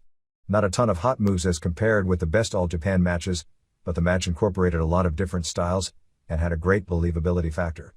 The focal point of the match was Akiyama, who looked the best of the 4 as it was designed since he was doing the job at the end, and he's the one they are looking at elevating to the top level. Kobashi looked like he was making sure not to steal the spotlight since this was Akiyama's big match at Budokan with the big boys. Tao wound up pinning Akiyama after 2 dynamic bombs, Liger bombs. The best All Japan TV match thus far in the year. 4 1/2 stars. March 16th, New Japan. 1. Otani pinned Takaiwa in 10:31 with a dragon suplex in the Young Lions tournament. Takaiwa is another solid underneath wrestler. Otani was awesome as usual. A damn good match with great heat and psychology. 3 3/4 stars. 2. Muto and Sasaki beat Norton and Hugh Morris in 8:51 when Muto pinned Morris after a moonsault, but with Morris so far from the corner it was basically a moonsault double knee drop. Norton is a lot smaller than 1 year ago, probably due to the major arm injury not allowing him to lift as heavy. Morris was impressive for a New Japan newcomer as he's got both size and agility and a character. 3 1/4 stars. 3. Choshu and Iizuka and Hirata beat Koshinaka and Kobayashi and Nagami in 10:45 when Iizuka pinned Kobayashi with a Northern Lights suplex. Iizuka juiced from being ran into the unprotected turnbuckle by Nagami, who was his longtime tag partner. 3 stars. 4. Chono and Tenzan beat Kido and Yamazaki in 12:43 when Chono pinned Kido after a Yakuza kick. Chono and Tenzan are a great heel team when it comes to carrying a match. Yamazaki worked most of the way, and since he mainly does kicks and they went so long, his offense became repetitive. Kido messed up a spot at the finish. It was watchable, but it would have been better if it was shorter. 2.5 stars. March 17th, All Japan. 1. Ogawa pinned Kikuchi in 1932 to retain the PWF Junior title. This was a very good match with the fans popping for the near falls at the end. The only negative was that Kikuchi used the sleeper for too long toward the end and the fans didn't buy the sleeper as one of his finishers, so it took the heat down when it should have built. Ogawa got the pin after 2 back suplexes followed by a bridging back suplex. The biggest pops were Kikuchi kicking out of Ogawa's finisher 3 times before it worked. 3 1/4 stars. EMLL. They ran a triple main on March 22nd at Arena Mexico, including what I'm told was the best EMLL match thus far this year. The annual Salvador Lutteroth Cup, which is an elimination match where they load up on good workers. Last year's Lutteroth Cup match may have been EMLL's best match of the year, was an 8-man with Atlantis and El Hijo del Santo and Dandy and Lizmark versus Felino and Negro Casas and Blue Panther and Dr. Wagner Jr. It was rated between 3 3/4 stars and 4.5 stars from various correspondents, coming down to Atlantis pinning Wagner in the finals, which should set Atlantis up to challenge Wagner for his CMLL light heavyweight title. In addition, Dos Caras and Hector Garza and La Fiera captured the CMLL Trios titles, beating Bestia Salvaje and Sangre Chicana and Emilio Charles Jr. when Caras made Chicana submit in the 3rd fall. The other main event was a hair match where Rambo upset El Brazo, who had previously lost his hair at Arena Mexico only a few months back. Fuerza Guerrera and Panther and El Signo of Promel, which works with EMLL, defended their Mexican Trios belts against Los Brazos on March 21st in Puebla, but we don't have the result as of yet. Lots going on in the television front. Promel and WWO Armando Espinoza and Rey Mysterio Sr. ended up getting the Channel 22 deal in Los Angeles that AAA expected to get to air weekly on Sundays, which started a couple of weeks back. It's a 13-week deal, and the two sides are in negotiations for a 26-week extension. WWO is expected to be airing the Promel shows from Tijuana, the next of which will be on April 12. WWO is attempting to get some talent from WWF and run Promel shows in San Jose and Fresno in May. AAA. They are starting to build up for the 3 Triple Mania shows.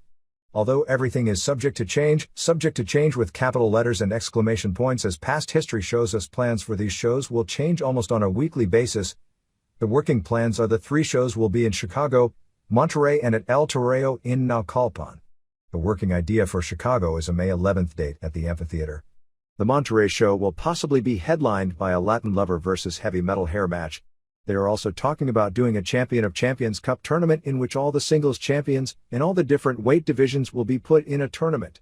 It appears plans for A La Parka versus Fishman masked match have been abandoned because nobody cares about Fishman anymore. They also have tentative U.S. dates booked for May 17th in San Antonio and May 18th in Austin, Texas. Conan is saying that he's close to a deal with an American Spanish-language network for a weekly television show and for TV in 7 northern markets in Mexico, which would be the shows from Tijuana. In the aftermath of the March 16th Tijuana show, Mario Cardenas, a local Major League lawyer/music promoter who is co-partner with Conan and Leonardo Carrera, Ultraman/Damien, in the Northern Promotions, came back and threatened to sue Rey Mysterio for the interview in La Paz where he gave away that Ultraman was going to lose the mask match. Mysterio is said to now be denying he ever made the remarks and is said to be suspended for 1 week by the local commission over the newspaper interview. Between his cut of the profits and his payoff for losing his mask, Carrera received $7,000 from the show. The next show is March 29th with Los Chacales vs. X-Men, Pandilleros vs Genghis Khan and Depredator and Negro Azteca, Super Calo and Rey Mysterio Jr. and Leon Negro vs Halloween and Juventud Guerrera and Psicosis and Conan and Octagon and La Parka vs Pierroth Jr. and Cibernetico and Heavy Metal. The winner of the first match then will face the winner of the third match. The loser of the first faces the loser of the third. The winner of the second faces the winner of the fourth. And the loser of the second faces the loser of the fourth. This is basically to create new angles involving the local wrestlers against the national stars since the Psicosis Ultraman angle was so successful. Ultraman held the WWE middleweight title, and rather than coming back without the mask, he'll come back as Damien, as a heel, which is the name he uses in almost every other city now, and it won't be acknowledged he was Ultraman, so the title will be put up in a tournament. The tentative plans for the April Tijuana show are a tournament to create the Baja California champion. They appear to be building toward a major Pierroth Jr. vs Mascara Sagrada angle since at the March 15 Nezahualcóyotl television taping, Sellout 3000, Pierroth fouled Sagrada to win both the second and third falls of the main event with Pierroth and Heavy Metal and Cien Caras vs Sagrada and Conan and Ultimo Dragon. Also on the show, Mr. Condor beat Bronco in a hair match. Gallego and Marabunta kept going at it outside the ring, and finally it wound up with all three members of both Los Diabolicos teams going at it. All Japan. The Champion Carnival Tour started off with a bang as Mitsuharu Misawa did his first job in a singles match in nearly 2 years on March 24 in total, losing to Steve Williams in 1959, after 2 backdrop drivers. The last job Misawa has done in a singles match was when he set the Triple Crown to Williams on July 28, 1994 at Budokan Hall. Misawa, who would be the technical favorite going in, there was much speculation he wouldn't win this year since he won last year and the tournament creates a natural number 1 contender, was also held to a 30-minute draw on March 23 at Korakuen Hall against Johnny Ace. Since he failed to win in his first 2 matches, that should increase the odds he's going to the finals at the end. Several of the main competitive matches with the top names have gone the 30-minute time limit already, including Kenta Kobashi vs Akira Tao on opening night, March 22, at Korakuen Hall, Misawa vs Ace, and Tao vs Williams on March 26 in Suwa. Patriot has already lost twice, to Toshiaki Kawada and Gary Albright, while Jun Akiyama has picked up 2 losses, to Kobashi and Williams. The other top guy losing was Ace, to Stan Hansen, on March 24. 3 of the first 4 dates of the tour have been sellouts. New Japan. There were major shows this past week in Nagoya and Tokyo, with Shinjiro Otani becoming the first WCW Cruiserweight champion, beating Wild Pegasus with a swinging DDT in the one-match tournament on March 20 in Nagoya before a sellout 11,000. More on this in the WCW section. Bout was rated at somewhere between very good and sensational. What a shock, huh? By those there live. Shinya Hashimoto and Junji Hirata retained the IWGP Tag Team titles, beating Harlem Heat when Hashimoto pinned Booker T with the Brainbuster DDT in 1441, and T sold the maneuver by doing a stretcher job. 2 key singles matches on the show saw Hiroyoshi Tenzan over Osamu Nishimura in what was reported as a great match in 9:45 with a Boston Crab, and Kazuo Yamazaki upsetting Masa Chono in 12:05 with the Armbreaker. The actual final match of the show was an 8-man tag with Satoshi Kojima and Takashi Iizuka and Kensuke Sasaki and Riki Choshu over Michiyoshi Ohara and Akira Nagami and Kunyaki Kobayashi and Shiro Koshinaka. The tour finale on March 26 at Tokyo Gymnasium before 10,305 saw the return of Tatsumi Fujinami to New Japan as he teamed with Koshinaka to win the one-night 8-team tag tournament, beating Keiji Muto and Sasaki in the finals when Fujinami pinned Sasaki in 13:32. Fujinami and Koshinaka beat the war team of Nobutaka Araya and Genichiro Tenryu in the first round, and won the semis over Chono and Tenzan. Hashimoto and Hirata beat the WCW duo of Scott Norton and Hugh Morris in the first round, but were eliminated in the semis by Muto and Sasaki when Muto used the figure 4 on Hirata. The UWFI team of Yoshihiro Takayama and Yoji Anjo lost in the first round to Muto and Sasaki, with Sasaki using the power strangle on Takayama. Also on the show were 2 non-tourney matches, a junior war with Jushin Liger and Pegasus over Otani and Koji Kanemoto, in the finals of the Young Lions tournament, and something of an upset with Tokumitsu Ishizawa beating Yuji Nagata with the Armbreaker in 12:27. Usually the Young Lion winner means it's the next guy who is going to be pushed to a higher level, although last year's winner was Manabu Nakanishi Kurosawa, who went to WCW and in his career went nowhere. Since Nagata lost in the finals last year, it was figured it would be his turn to win it this year. With the exception of a few Korakuen dates, New Japan is now down until the April 29 Dome show. UWFI ran a show with Heisei Ishgun on March 23 in Sendai, drawing 4,500 fans, with the main event of Nobuhiko Takada and Naoki Sano beating Heise Koshinaka and Ohara when Takada made Ohara submit to the arm breaker in 12:46. At one point during the card they actually ran an angle where the Golden Cups, Anjo, Kenichi Yamamoto and Takayama, got into an argument with Sano and Yamamoto slapped him, to set up a grudge tag match on the April 19 show. UWFI hasn't really done grudge matches and angles like this in the past. The April 19 show in Osaka Furitsu Gym is headlined by Takada and Hiromitsu Kanehara vs Chashu and Sasaki. Also Anjo and Yamamoto vs Sano and Tatsuo Nakano, Masahiko Kakihara vs Nagata, Takayama vs Tatsuhito Takaiwa, Kazushi Sakuraba vs Ishizawa and Billy Scott vs Kiyoshi Tamura. Fujinami is running his own independent shows on April 6 and April 7 using Chavo Guerrero and Joe Malenko as his main foreign stars. Guerrero, 46, who has basically been retired the past year or two, is the oldest brother of Eddie, was Fujinami's leading rival in the late 70s over both the WWF Junior Heavyweight and NWA International Junior Heavyweight Championships and a big drawing card in the late 70s in Southern California. Other Japan notes. Yet another promotion, it's at least 32, was announced this past week as Yoshiaki Fujiwara announced that he would be restarting Pro Wrestling Fujiwara Gumi with the first show on May 23 at Yokohama Bunka Gym with himself against Dick Murdoch in the main event. Virtually all the former PWFG wrestlers with the exception of Don Arakawa, who will rejoin this group, are now with the Battlers promotion.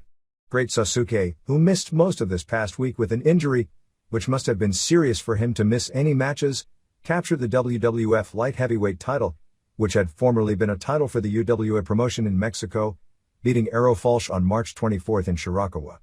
This gives Sasuke both the WWF and British titles in lighter weight divisions leading up to his match with Jushin Liger at the Tokyo Dome.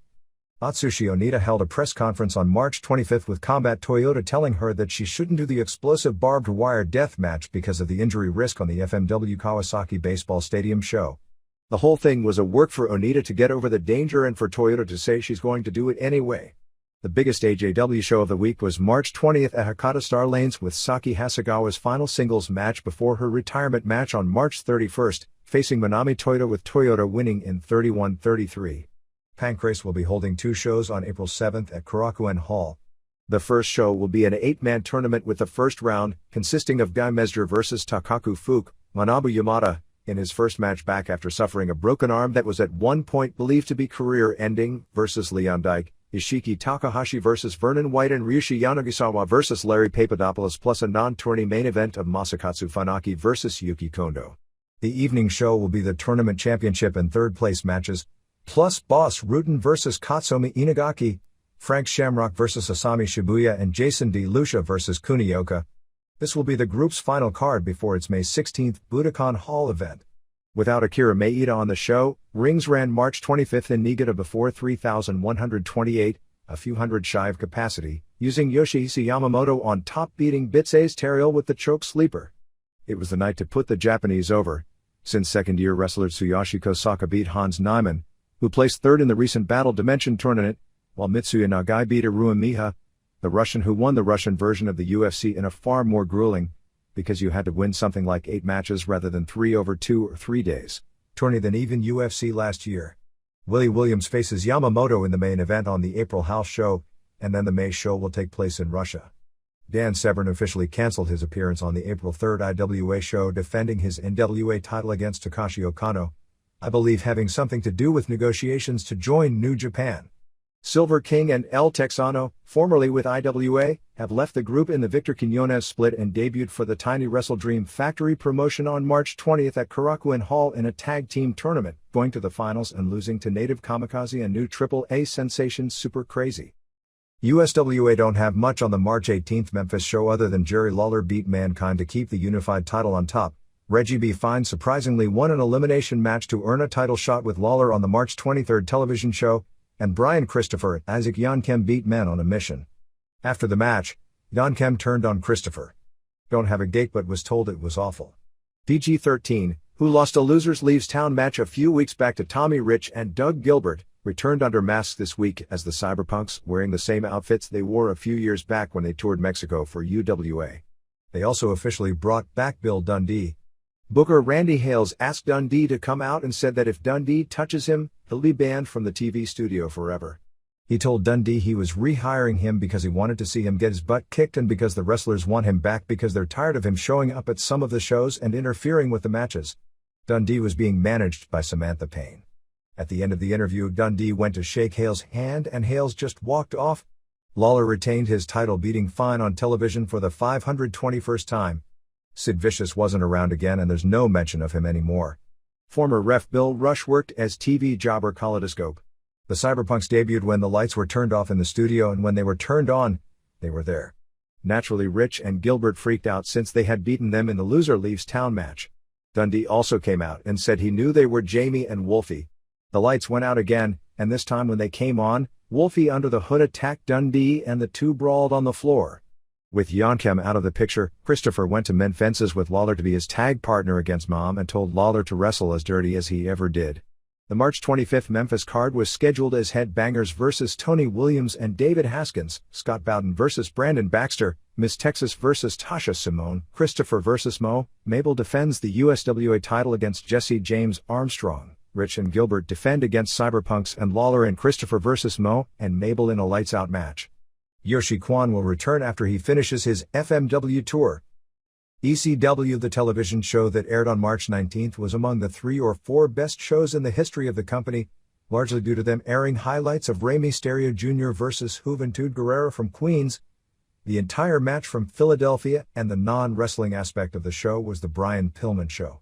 Pillman, who is back in good graces with ECW, which may be more than can be said with WCW, was involved in 2 angles, one from Queens, the other from Philadelphia, and 2 vignettes. One in which he was acting like he got a new job as a book in a restaurant and spit on the salad he was making for Gary Juster, and the other, the show ender, where an old man asked him for his autograph and he was acting normal and the guy said that he's different from how he appears on television, and Pillman basically said that loose cannon stuff's all a work. Then after the guy left, he went crazy as the show ended. Anyway, whatever problems existed between Pillman and Heyman were resolved. Heyman claims there were no problems to begin with. On March 19th. Both have pretty well agreed to build the angle toward a Pillman vs. Shane Douglas match in Philadelphia, but at a larger arena, with talk of them moving to a 3,000-seat building in late April, although nothing has been announced officially.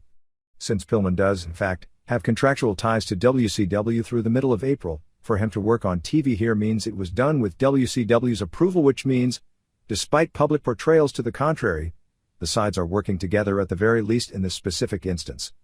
Heyman denies any working with WCW, saying Steve Carl put the deal together through a mutual friend of his and Pillman's, and that he would never work with WCW. Lineup for March 30th at ECW Arena: besides the 6-man main event with Sandman and Tommy Dreamer and Shane Douglas vs. Raven and Bruce Brothers, will be 2 Colt Scorpio vs. Rob Van Dam for the TV title, Taz vs. Bubba Ray Dudley, Pit Bulls vs. Stevie Richards and Blue Meanie, and the debut of Billy Black. After seeing the TV version of Mysterio Guerrera from Philadelphia and the video from Tijuana, I'd have to rate the Philadelphia matches better, even though Tijuana had more heat and psychology. My feeling from watching the TV version is it was the best match ever on ECW television, and the best match of the year from any promotion thus far. For all the valid knocks about ECW style and that certain performers aren't nearly as good as people, including those in the business, witness certain unsuccessful post-ECW pushes, think, they've had 2 TV matches in the last 3 weeks, Mysterio Guerrera and the 30-minute Sabu Scorpio, that are better than anything in the US this year and better than all but a few matches in the US last year as well. Here and there. A couple of corrections from last week. We had listed results of a show on March 8th in Truman, Arkansas, with a match with PG-13 versus Tommy Rich and Eddie Gilbert, and of course it was Doug Gilbert. Also, in regard to the EFC pay-per-view show on April 26th, Steve Nelson won't have a weight advantage in his match against Ralph Gracie. By contract, Nelson has to weigh in at 159 or less, the same weight as Gracie, for their match. We had reported that Nelson would go into the match with a 30-pound weight advantage. Nelson started trimming down at 193, and as of the weekend was already down to 169, so he'll make weight easily. He's going to an amateur wrestling tournament in Oklahoma City in 2 weeks, where he'll compete at 163 to get used to competing at the lighter weight. Nelson, 32, a former national champion in Sambo submission wrestling, said that he'll retire from competition if he loses to Gracie.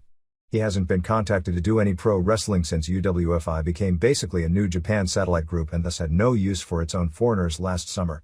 For 2 years he's tried to get WCW to start up a shooters division with no luck. EFC ads have hit the martial arts mags and a TV ad aired after uncensored on request, with all the advertising pushing 3 names: Ralph Gracie, Igor Zinoviev and Conan, Marcus Silveira, all of whom appeared on the first EFC pay-per-view show. We believe the show will be from Montreal, although the competitors either haven't been told where it'll be or have been told to keep it a secret because of the political problems in holding the events. What we do know is that they'll have a heavyweight, 200 plus, and middleweight, 160 to 199, division championship match with Zinoviev and Conan defending, and that Zinoviev will face Orlando Vite, a Muay Thai fighter who was KO'd in UFC 2 by Remco Partul's elbow straight down. I believe it'll be a 6-match show with no tournaments. They'll be doing a championship match and a contenders match in the upper 2 weight classes, with the winner of the contenders match meeting the champion on the follow-up pay-per-view show, giving the shows a natural build. In the lightweight division, because there is no champion, Nelson faces Ralph Gracie and Carlson Gracie Jr. faces John Lewis. The two had a dreadful draw on the first pay-per-view, with the 2 winners facing on the next pay-per-view unless the 2 Gracies win, in which case I don't know what will happen since Gracies aren't going to fight other Gracies. Pancrase commercials are also in both the martial arts mags and on television, airing after uncensored as well, not focusing on any competitors or even mentioning any, but talking about kicks and submissions. There didn't appear to be anything in the commercials that would lead one to believe the show would do any better than the K1 events WCW promoted last year, 0.1-ish. Another correction. On the May 4th show in Paterson, New Jersey, Adam Bomb won't be there. Wrestling King Kong Bundy and the Observer from last week listed results of a March 16th show in Inman, South Carolina, that was actually in Greenwood, South Carolina. There actually has been a ton of talk within wrestling, particularly in the past few weeks, of a documentary being done by Barry Blaustein on behind-the-scenes pro wrestling. Supposedly it's supposed to be similar to what the film Pumping Iron was for bodybuilding. Eric Bischoff has had a lot of contact with the people putting it together of late. Got a chance to see the local all-pro wrestling show on March 22nd in Aptos, California. It's basically a collection of guys trained at Roland Alexander's school in Hayward. The positives were the guys were well trained in building a match rather than just going out there and doing moves. And from an execution standpoint, they are way ahead of most indie workers I've seen. The most impressive guy to me was a 360-pound Mike Shaw type named Joe Applebaumer, whose finisher, the Apple Bomb, is a combination Benoit and Liger Bomb. When you see a guy that size with a Mike Shaw build on an indie show that has only had about a dozen matches, you immediately expect the worst, and in this case it was the opposite.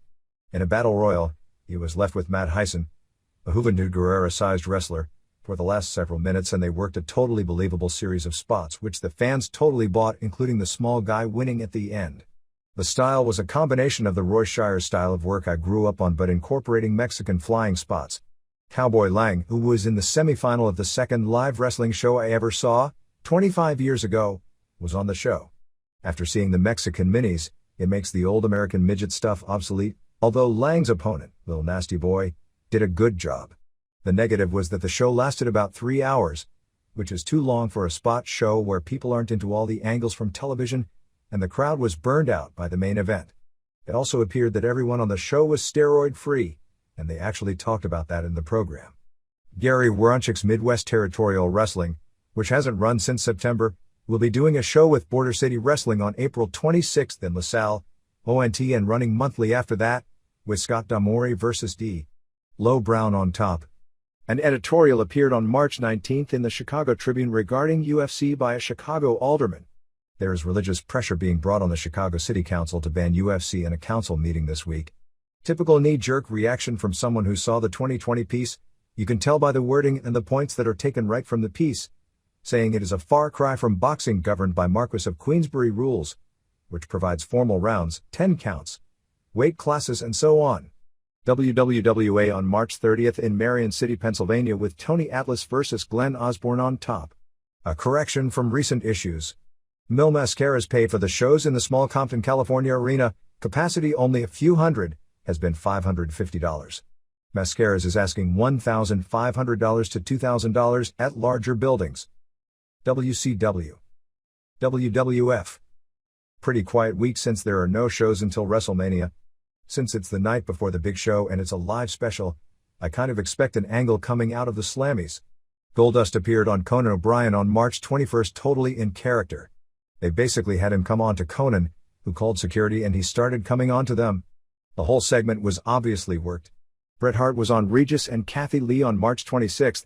Besides the Raw number, Mania did a 1.5 and Action Zone a 1.8 over the weekend. The Connecticut Post is expected to either do or have already done a story concerning all the protests of the Goldust character. Several gay groups in the Northeast are calling for members to write negative letters to Titan to drop the character. From a business standpoint, it appears the character is getting over. I can definitely see and even agree with the points made by those against it. The angle does encourage and in some cases glorify gay bashing, and the stuff where they use the mind games terminology as a smokescreen so they can have their cake and eat it, in that they can say it's not a homophobia angle when it clearly is. Mark Marrow, actually his given last name is really Marowitz and it was shortened when he went into boxing, can't use any kind of costuming similar to his Johnny B. Bad character, or at least that's what WCW is trying to protect. He'll probably do a lot of goodwill ambassador stuff like what Savage used to do along with the wrestling. The WWF has officially pulled out of participating in the June 1st World Wrestling Peace Festival in Los Angeles. It was pretty much expected that was the decision they had either made or were going to make when they had no representation at the press conference. Sid will be returning when his neck injury heals up. Jerry Lawler's match where he did his own commentary against Al Jackson was hilarious. The huge push for the Sunny video didn't make a difference in the Action Zone ratings, as it was the same number they've been getting every week. The Hart-Michaels build-up over the weekend continued to be first-rate. Bret's work as the very subtle heel is classic stuff. There was no billionaire Ted skit on the March 25th Raw show.